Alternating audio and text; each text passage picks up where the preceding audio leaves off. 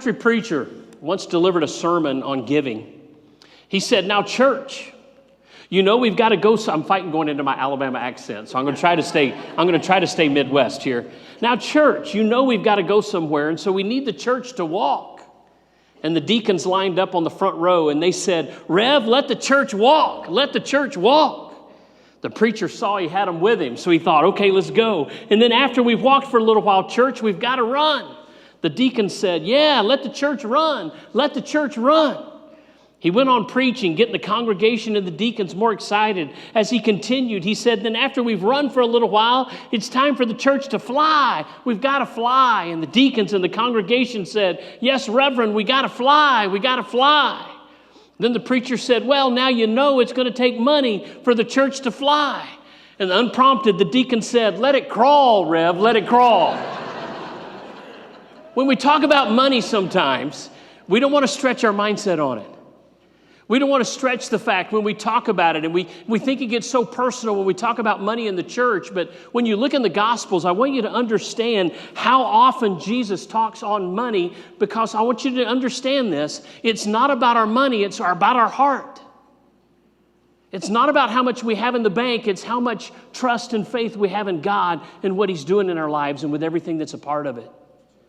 It's about what He's wanting to do in our hearts and understand the work that is going on there. So before I ever start, let me share that with you. In the passage I want to use this morning, Luke chapter 6, verse 38, I think gives us the context of how deep it is and what we need to understand. Listen to this one verse. Give, and it will be given to you, good measure, pressed down, shaken together, running over. They will pour into your lap. For whatever measure you deal out to others, it will be dealt to you in return. Now understand this.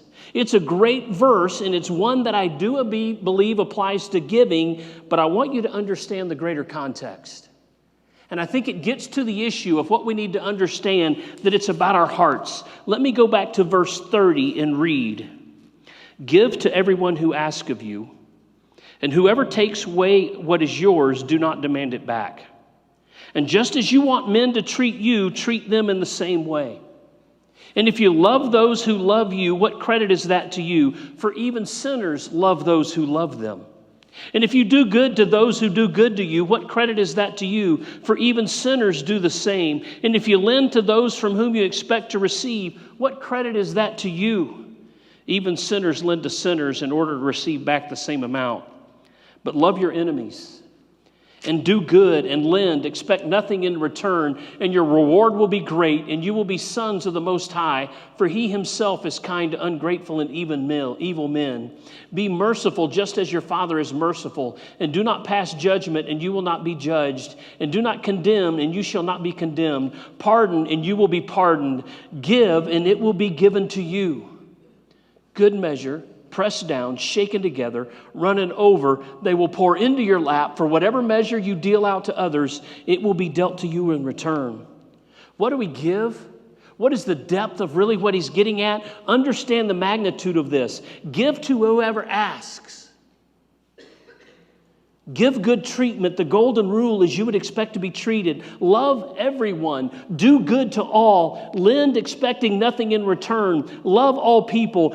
Be kind to ungrateful and evil people. Be merciful. Give judgment, and condemnation is how you will receive. Forgiveness and giving. Notice what it promises in all of these areas. Give, and it will be given to you. Good measure.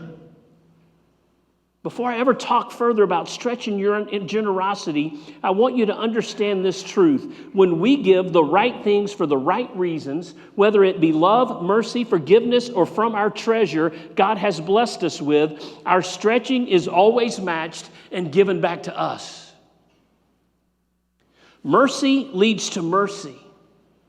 Forgiveness leads to forgiveness. Love leads to love. Giving leads to giving. And let me ask this question, and this would be a whole other series. What would our homes and marriages and friendships and family relationships be like if we understood the truth of this passage? Mercy leads to mercy. Forgiveness leads to forgiveness. Love leads to love. Giving leads to giving. But more often than not, we're not talking about what we're giving. We're talking about what we're not receiving. And this passage flips it on its head. We've got to stretch ourselves in every facet of our life for the church to be the church today as God intends it to go. Now, it causes me to think this too, and this is a whole nother message. A stretch is not a stretch when it comes back to us. Think about it. It's one thing to say to stretch us to be stretched and to go beyond where we are, but when it comes back to us, that's really not a stretch. If I loan you $100 knowing I'm going to get it back, that's not a stretch. It shouldn't be hard at all. It's not a stretch, but we view it that way. So let me move on. Let me ask the question, how do we stretch our generosity? First and foremost, it starts with stretching our understanding of and faith in God. Think about that. If I'm going to stretch my generosity, it starts with me stretching and understanding and stretching in my faith of who God is and what He's going to do in return. And what do you really believe about Him? Psalm 24:1 says, "The earth is the Lord's and all it contains, the world and those who dwell in it." That means everything that's at my fingertips, everything that's in my world, everything that's in my life, He owns it all. And it's just on loan to me from Him. That means my family, my marriage, my children, my grandchild, by the way, who's wonderful. We've had a grandchild since I came last time, and we could talk another hour about her, but we'll keep on topic, okay? Hang in there with me, all right? It means everything in my life is His. I have the privilege of serving at Manhattan Christian College. It's not my place, it's His place. My role is not my role, it's His role. It's all His. And I don't know if we think about that every day. I think we're like that child who, when you take your child out, if it ever happened to you, you go out to eat and you order some French fries and you pay for it all and you put it on their tray and they're eating their French fries and you reach and grab one and they go, "Hey, that's mine." You want to say, "Wait a minute, I paid for it." But all of a sudden it became theirs. Don't we do the same with God? It all starts with Him. He owns everything. And when we think about it from a giving perspective, God started the cycle of giving. He gave us the magnitude of what giving is all about when in 2 Corinthians 9:15 it says this, "Thanks be to God for His indescribable gift." What He gave us in Jesus Christ is indescribable. It's of a magnitude that is so great, so phenomenal, we really can't capture what He gave us in Jesus Christ. And I think when we see Him in heaven, we'll understand why it is so indescribable. He started the cycle of giving in everything that He gave us. And it's interesting, in Malachi 3:8, He not only started the cycle of giving, I believe He's the one who gave us the challenge to stretch our giving. Listen to it. "Will a man rob God? Yet you're robbing me. But you say, how have we robbed you? In tithes and offerings. You are cursed with a curse, for you are robbing me," God said in this passage. "The whole nation of you bring the whole tithe into the storehouse so that there may be food in my house. And test me now in this, says the Lord of hosts, if I will not open for you the windows of heaven and pour out for you a blessing until it overflows." So who offered this challenge to stretch our giving? God did. And if I understand and remember correctly, there's no other passage in the Scriptures where God says, "Test me now in this." It's only in relationship to stretching our giving. And it all starts with the fact of who owns it all? He does. So realize this. Stretching our generosity starts with us stretching our understanding of and faith in God. And I've got to tell you, every time I hit a spot where I wonder, should I give or not, I try to think through the times where God has given to me when I didn't deserve it. You ever had those moments? When our son was a year old, he started having seizures. The problem was when he was born, we didn't have insurance for him to be born because we lived in Oakley, Kansas, and it was only going to be like $1,500 total. Hospital, doctor, everything. It was back in the days when the doctor said he did all the prenatal care, postnatal care, and it was $900. Remember those days? Isn't that miraculous? And he did it for half price for pastors. It's going to be $1,500, but his birth we had issues, and my wife was having difficulty, so they shipped us to Hayes, and the $1,500 bill became $14,000. And the insurance said, because my wife had a normal delivery at the end of this 30-hour period, it was a normal delivery, so we're not covering it. I was making $12,000 a year as a youth pastor. I mean, I was just rolling in the cash. It was rolling in it. And all of a sudden, we had $14,000 worth of health bills. We fought it for 8 months with the insurance commissioner of Kansas because we had all these complications, and they said the only thing you had that was above and beyond was the ambulance ride to Hayes, which was $400, so our insurance covered $400 of it. And I'm like, in Oakley we had one doctor, in Hayes we had this ologist and that ologist and that ologist and that ologist, but no. And then at a year old he started having seizures and went back into the hospital again. I'd gotten a raise. I was up to 12.5, so again, it was just pouring in. There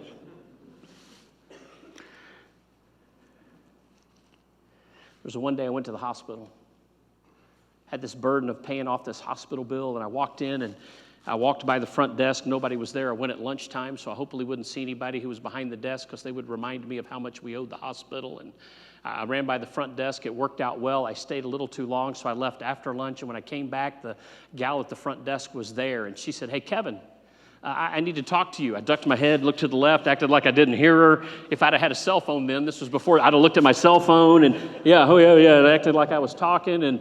And she finally yelled at me, "Kevin, I need to talk to you." And I walked back over and I said, "I'm so sorry, we hadn't made a payment in a while. We've got like 12 places we have to pay, and we send $5 a month." And she goes, "Kevin, shut up." And I shut up, and she said, "I'm trying to tell you, somebody came in today and paid off your entire bill. And I'm trying to give you the receipt if you would be quiet long enough to hear it." And I started crying. I said, "Are you kidding me?" She said, "No, here's the receipt." I said, "Who was it?" She said, "I was instructed not to tell." I went home immediately, didn't go to the office. I walked in the house crying, gave it to my wife. She started crying. We praised God, and I had to go back to work, so I went back to the church building, and I walked in. 30 minutes later, my wife calls, "Honey, you have to come home now." I thought our son was having another seizure. I ran home real quick. I walked in the door. She's standing there crying, and she gave me the mail.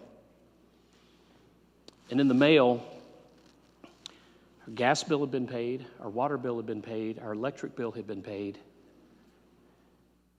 our phone bill had been paid. There was $100 on account at the grocery store and $50 account on the gas station. And the doctor's office had been paid. And in our mail was all the receipts. And we stood there and cried together. So I went to every one of those places and tried to find out who it was. And all of them said, "We've been instructed not to tell you who it was." And only one place said, "She told us not to tell." So all I know, it was a female. And that's all I know to this day. So every time I think and wonder about God being in control and whether it's all His or not, I think back through that one story. Because it was $2,000 worth of bills back in 1990. It's His. We've got to remember that. It starts with stretching our understanding of and faith in God. It deepens when we start giving. I'm going to be honest with you. I think it starts with us realizing how big God is. It deepens and we truly understand it when we do put the test to the test and we start giving. When we do open up and say giving and start sharing it with Him. And I want you to understand where it starts. Listen to 2 Corinthians 8, verses 1 through 5. Now, brethren, Paul says, we wish to make known to you the grace of God which has been given in the churches of Macedonia, that in a great ordeal of affliction, their abundance of joy and their deep poverty overflowed in the wealth of their liberality. For I testify that according to their ability and beyond their ability, they gave of their own accord, begging us with much entreaty for the favor of participation in the support of the saints.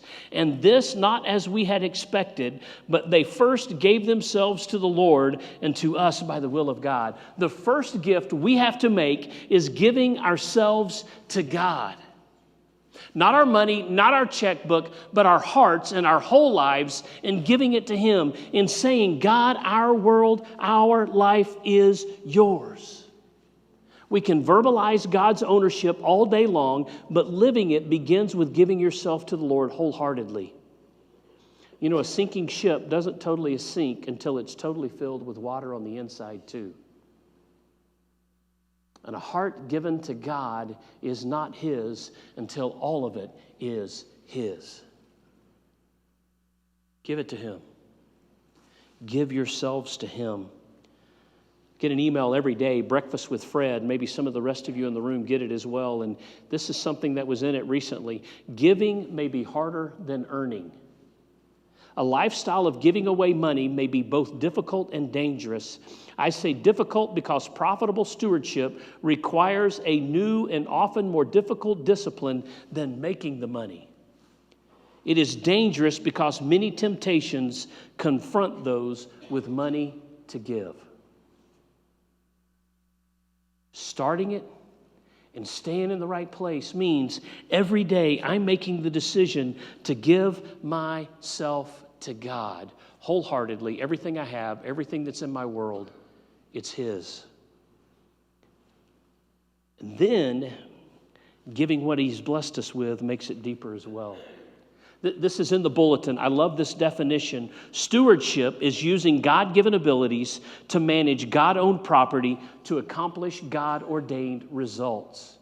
Listen to that again. Stewardship is using God-given abilities, because every ability, every talent I have by the grace of God, to manage God-owned property. Everything I have is His, and the purpose of which I'm giving it is, I want to accomplish God-ordained results. I don't want to accomplish results that are limited by my limitations. I don't want to accomplish results that are limited by anything human or fleshly. I want my life and what I have to accomplish God-ordained results, and when we stretch in that way, the abundance that flows from that comes from God and not from us. And He multiplies and magnifies it. He uses it for His glory. That's where it begins to deepen, by giving, and giving according to your ability. I love verse 3 in chapter 8 of 2 Corinthians.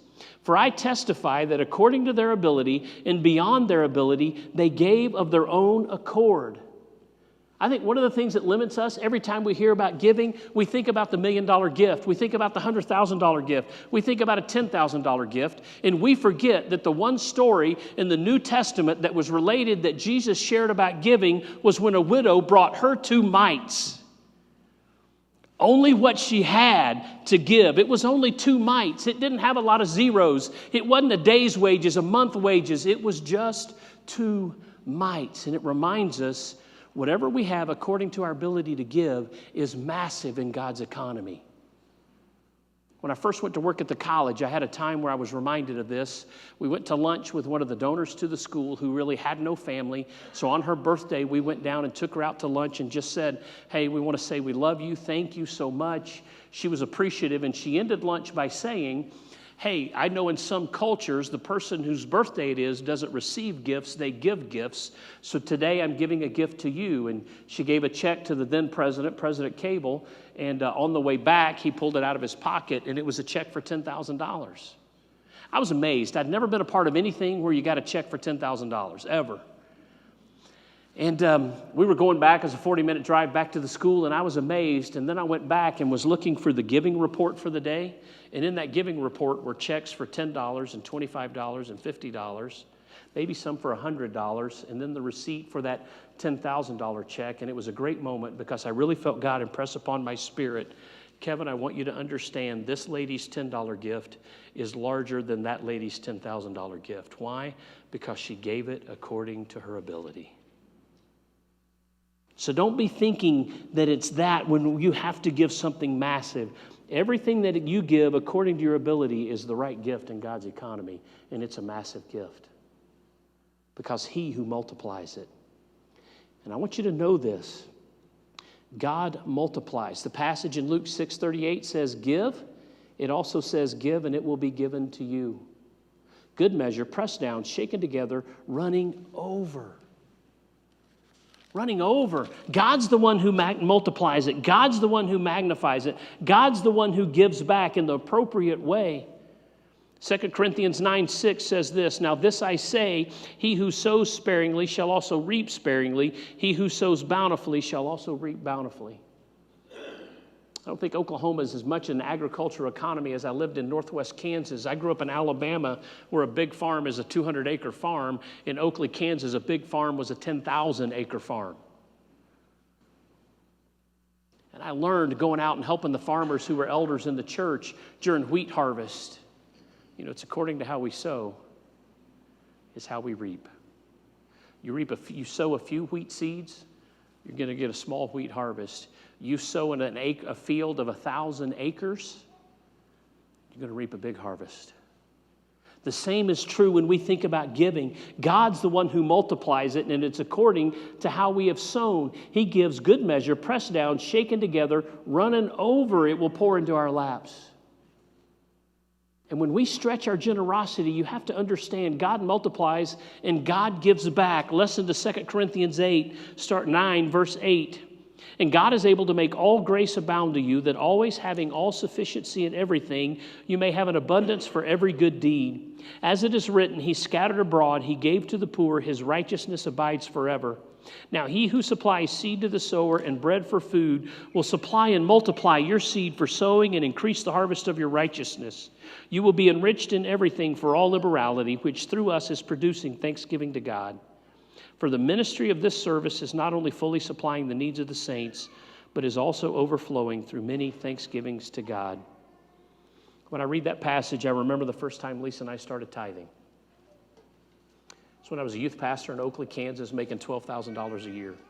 We had always given ever since we were married, but in college, when we had very limited income and we were paying a lot of bills, we gave, but we didn't ever tithe.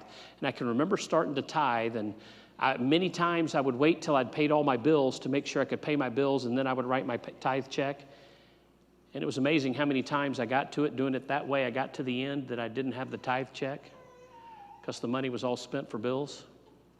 I heard one of the elders, Everett Cunningham was his name. He said, you know what? When my wife and I were on this journey, we learned to write the tithe check first. He said, if I waited to write it last, I never had enough. If I wrote it first, I always paid my bills, and there was always enough to pay my bills and make my gift. So I stepped out one time in faith, one pay period, with my abundant $12,000, $1,000 a month, and I wrote my tithe check first. You know what happened by the time I paid all my bills? I was able to pay all my bills. And I'd still given. And that was the moment that my wife and I started realizing, you know, if I'm going to trust God and I know He's going to provide, I need to write that first. So we started writing it first. God gives back. But notice the depth of it. All grace will abound to you, always having all sufficiency in everything. You may have an abundance for every good deed. He will supply and multiply your seed for sowing. He will increase the harvest of your righteousness. Listen to the magnitude of what goes on. It's not just material things. It is about what everything is going on in the kingdom. And when we do give, God gives back, and He gives to others through us. It fully supplies the needs of the saints. It helps a young man and his family serving in the Middle East make a difference in the Pashtun people. People are reached for Christ there. It helps a place like Manhattan Christian College produce leaders who are going to go all around the world and make a difference for Christ. This summer, I had a great conversation with one of our grads of a few years ago. Megan is a single young lady living in Addis Ababa, Ethiopia, and there she's serving on a team, and they just completed the Suri language. So the people in the Suri language in Ethiopia can now read the Word of God. And it was because Megan, who came to MCC and studied linguistics and got her PhD in linguistics, who's now in Ethiopia, and she's gone back now to start on another language. You see, God multiplies it. God continues to move it in every mission that you support. He gives to others through us, fully supplying the needs of the saints, overflowing with many thanksgivings to God. They will glorify God for your obedience. Now, how am I doing on time? I want to make sure. I got about 30 more minutes. Is that what you said? Okay, all right, thank you. It deepens when we start to give, and it continues when we head off negative attitudes. One thing for sure, I don't want you to hear from me today. If you give anticipating a return, you're giving for the wrong reason and the wrong motive and nothing that's biblical, in my humble opinion.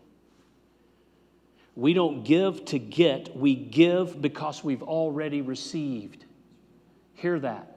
We give because God has already blessed us. Now, as the result, He increases the harvest of what we can share. Does He increase the seed in which we can give away? Yes, He does, but that can't be our motive. God multiplies and increases our seed for sowing, but we can't give because of that. So don't anticipate a return, just give.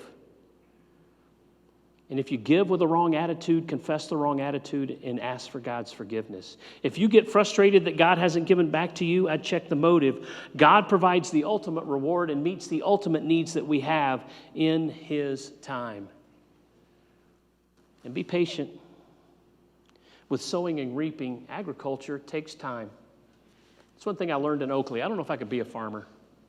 You plant the crop, and it's legalized gambling. Did you know that? They plant the crop, and they just trust God that it's going to produce it. And at the end, they're going to reap it and go, hey, this is how I pay the bills.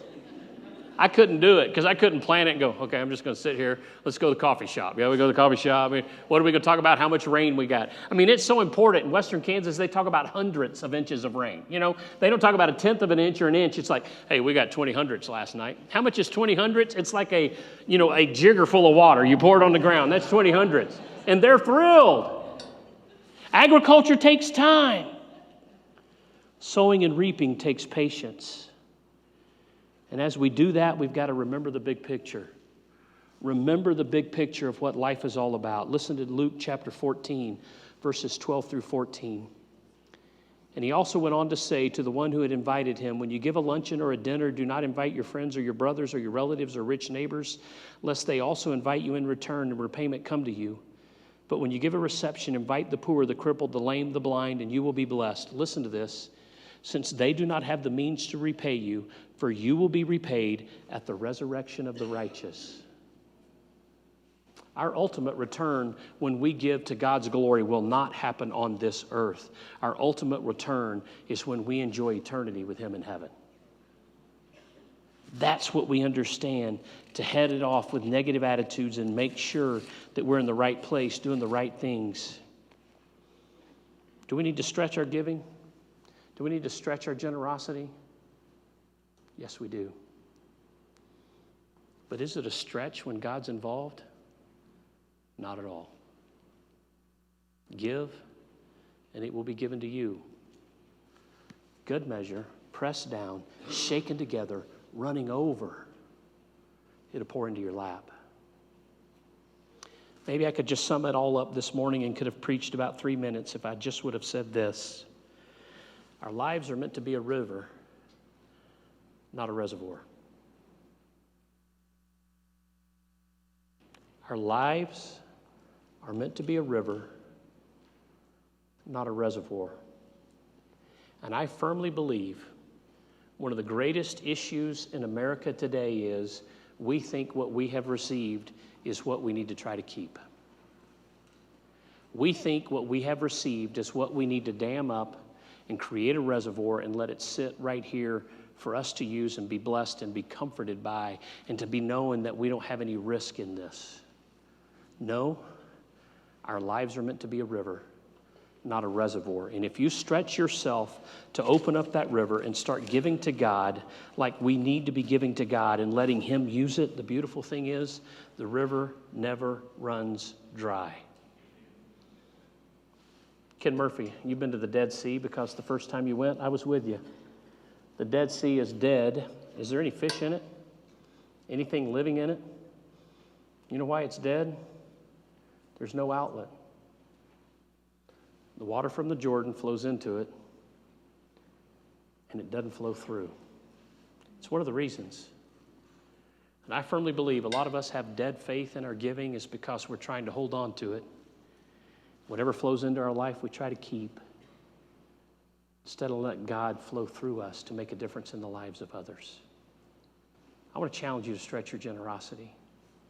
I know from personal experience, when I stretch my generosity, it's truly no stretch, because always God magnifies what flows through my life. And He'll ultimately magnify it in eternity. And realize when you stretch your generosity, a young man and his family in the Middle East is going to continue in ministry and reach more people for Christ. A place like Manhattan Christian College is going to be able to continue its ministry and graduate more leaders who are going to make a difference for Christ. Missions that you support are going to be able to continue to magnify the impact, all to the glory of Christ. Stretch it and realize God's going to stretch with you. Father God, thank you so much for today. Thank you for what you provided each and every one of us. And I pray if there's one truth that comes through today, that it truly would be that we need to understand that everything we have, everything that we say we own, we truly don't. It's yours.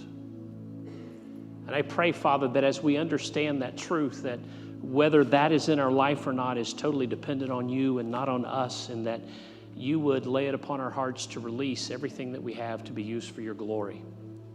That may be our time, maybe a talent we need to share, to work with children, to work with youth, to go on a mission trip. And for sure, it may be our treasure.